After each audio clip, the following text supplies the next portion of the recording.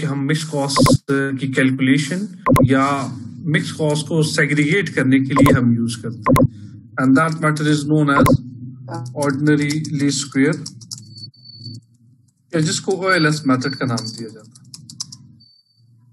ठीक है, अच्छा जी, एक चीज याद रखिएगा बेटा, जो कॉन्सेप्ट जो स्टेप्स हमने फॉलो किए हाई लो मेथड में, बाय लार्ज वो स्टेप्स यहां भी आप फॉलो करोगे। मिसाल के तौर पर पहला स्टेप क्या होना चाहिए, यहाँ पे फर्स्ट स्टेप यहाँ पे आपके पास होना चाहिए, बल्कि फर्स्ट स्टेप से पहले हम मिक्स कॉस्ट इक्वेशन लिख देते हैं। हमें ये पता है बेटा कि mix cost is equal to fix cost plus variable cost into XI। ये मिक्स कॉस्ट इक्वेशन है जो इससे पहले हमने डिस्कस की है।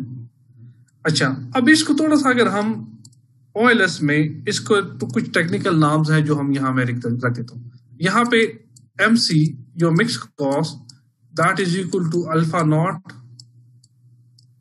Plus alpha is stand for, alpha stand करेगा या रिप्रेजेंट करेगा मिक्स कॉस्ट को, whereas beta would represent the variable cost into XI।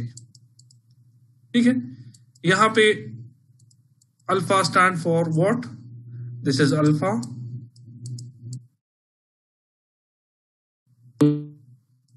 जो कि शो करेगा फिक्स कॉस्ट को, एंड दिस नोटेशन और this particular symbol is known as beta.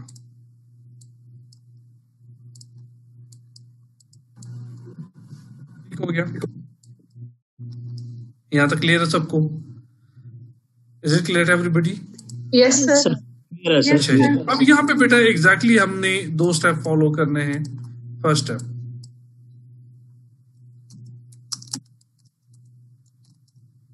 Step में हमने क्या करना है? फर्स्ट स्टेप ने we need to calculate variable cost,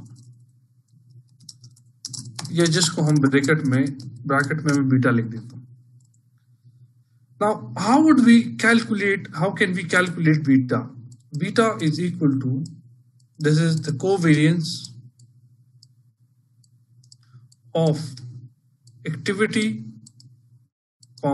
mixed cost, activity, mixed cost divided by variance of activity. ठीक है, beta is equal to covariance of activity comma mix cost divide by variance of activity.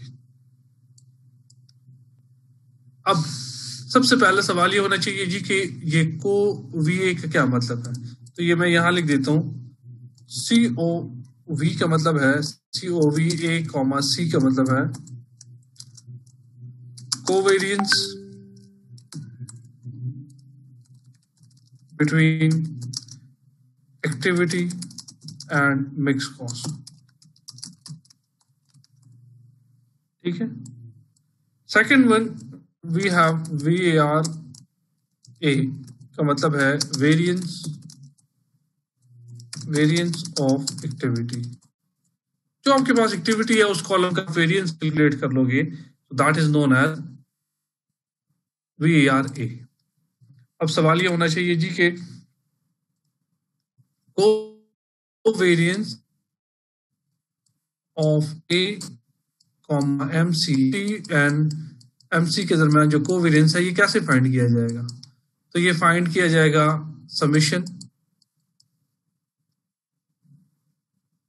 A minus A bar multiply by MC minus MC bar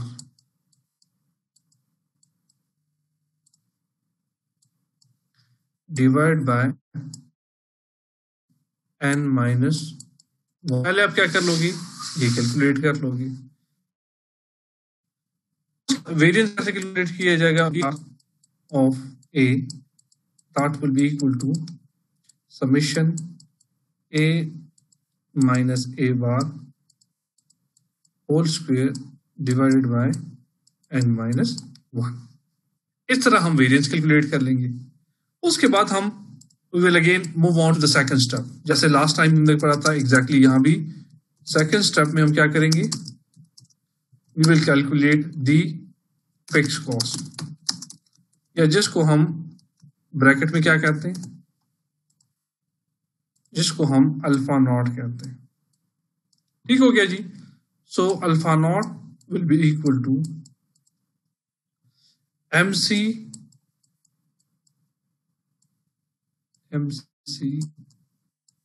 bar minus beta into A bar. MC minus beta into A bar. यहां से आप क्या कर लोगे, यहां से आप calculate कर लोगे फिक्स कॉस्ट को। तो देन जब आप फिक्स और वेरिएबल कॉस्ट फाइंड कर लोगे, then will be in a better position at third step,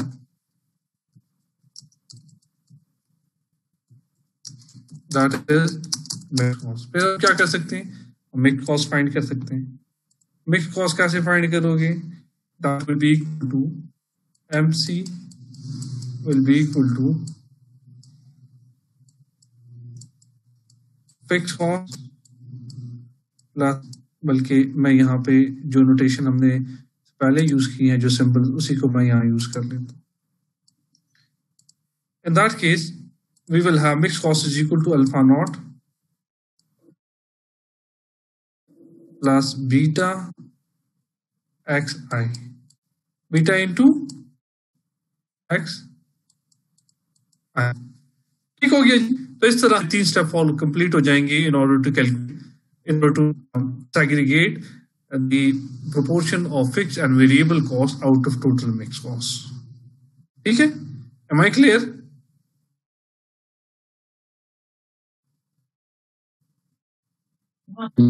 Yes, sir.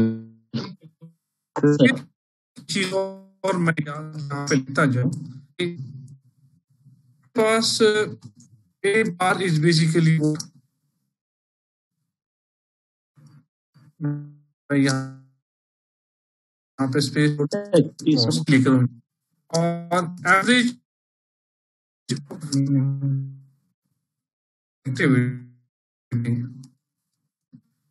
ये यहाँ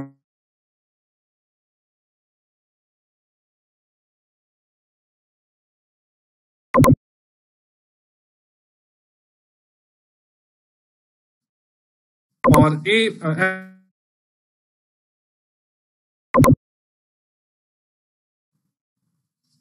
Are we clear? जी, am I clear so far बेटा? Sir, clear, sir, clear, sir. ये नोट कर लें।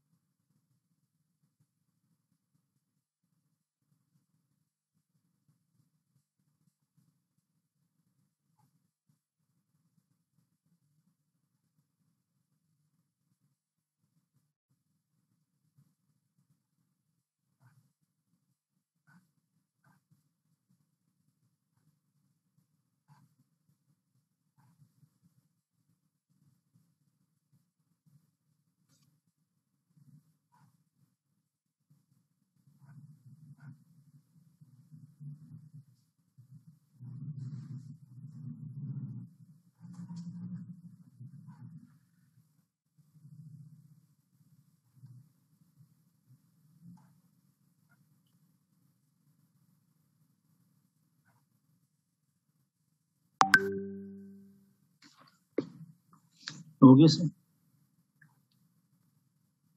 ठीक है, एक मिनट लिखें सर।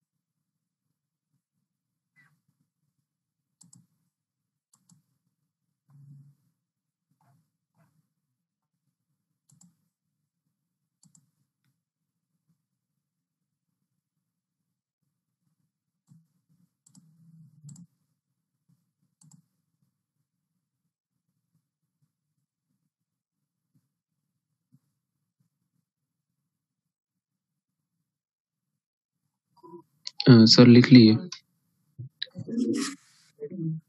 सर। एक कि भाई छोटी सी असाइनमेंट के बारे में बेटा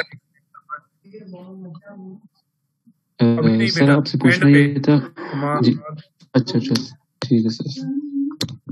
एंड पे बेटा असाइनमेंट रिलेटेड कोई भी बात हो वो आखिरी 10 मिनट में आपने मुझसे करनी है जी। Okay, sir. अब आप रेज योर हैंड जी, जस्ट मेक इट क्विक।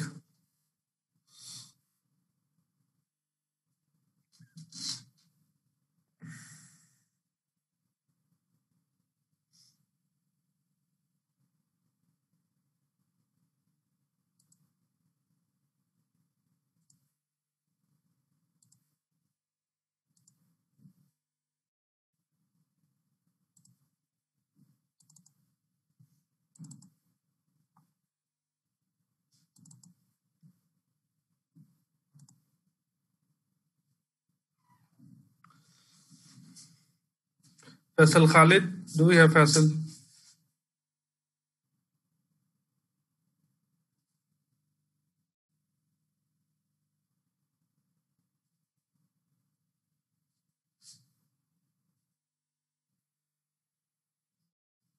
जी फैसल है, फैसल हाथ तो खालिद खड़ा है नहीं सर है। उसका, ऑनलाइन तो है सर, हाथ भी खड़ा है उसका। अच्छा, उन्हें कहें अगर फैसल खालिद को कहें कि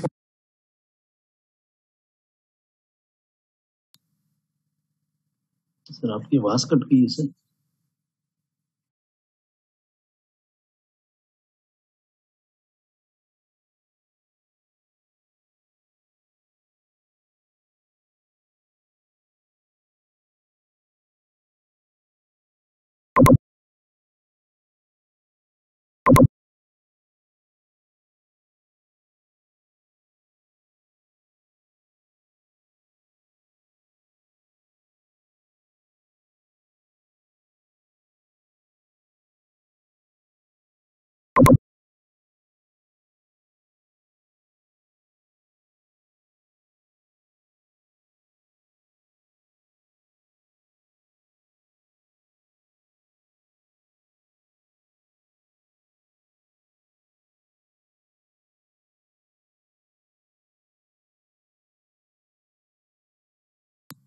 जी लिख चुके हैं बेटा सब?